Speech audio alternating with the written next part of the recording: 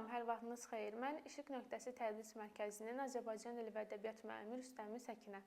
Bugünkü mövzumuz İmadəddin Nəsimi olacaq.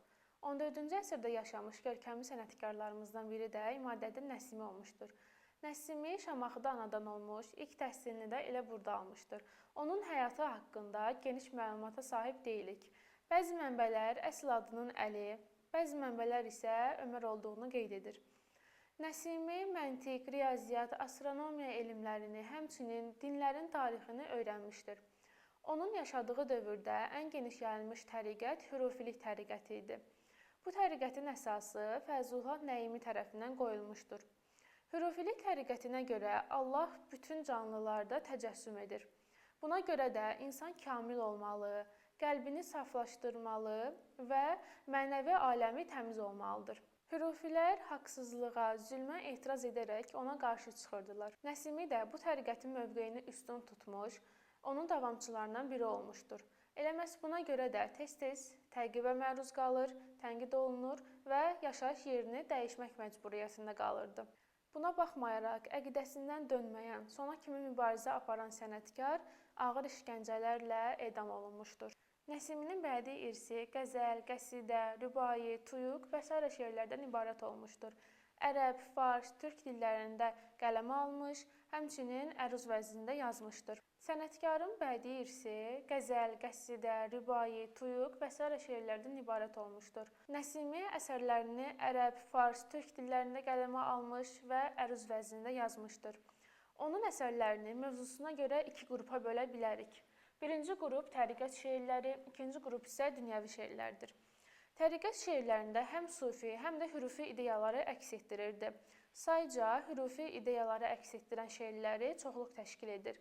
Təriqət şeirlərinə söz, sığmazam, mənəm mən şeirlərini misal göstərə bilərik. Çünki bizə məlum olubdur məni ümmül kitab, arifəm səmimə sığmaz zahidin əfsanəsi. Bu beytdə şair Fatihə surəsini ümmül kitab, yəni kitabın anası adlandırmışdır. Nəsimiyə görə bu surə İslamın müqəddəs kitabının başlanğıcı, açarı hesab olunur və buradakı sirlər, hikmətlər hürufilərə aydın olduğuna görə zahidin dedikləri onlar üçün mənasız hesab olunur. Şairin dünyəvi şeirlərini mövzusuna görə üç qrupa bölə bilərik. Birinci qrupa dünyəvi məhəbbət və gözəlliyin tərənnümü, ikinci qrupa ictimai fəlsəfi, üçüncü qrupa isə təbiət təsviri mövzusunda yazılmış dünyəvi şeirlərini aid edə bilərik.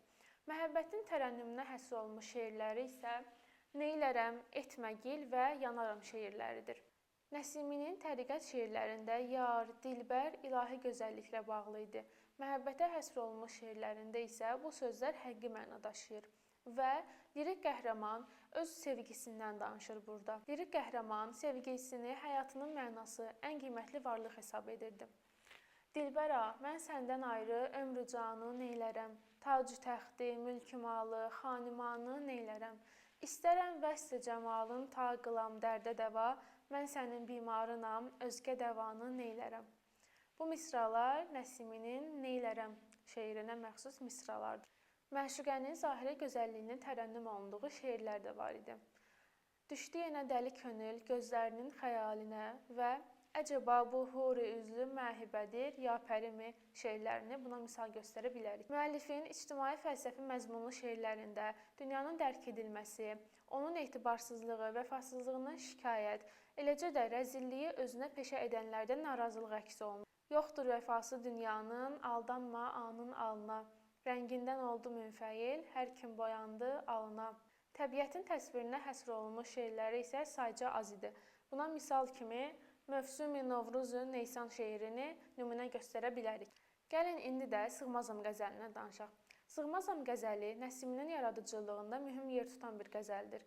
Bu qəzəldə onun hürufi görüşləri əks olunmuşdur.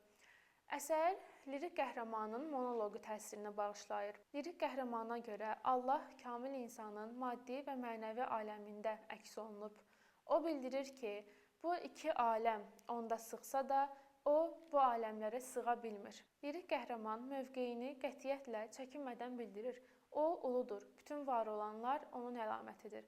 Sığmazam qəzəli əruz vəzninin Rəcəz bəhrində yazılmışdır. Bugünkü mövzumuz bu qədər.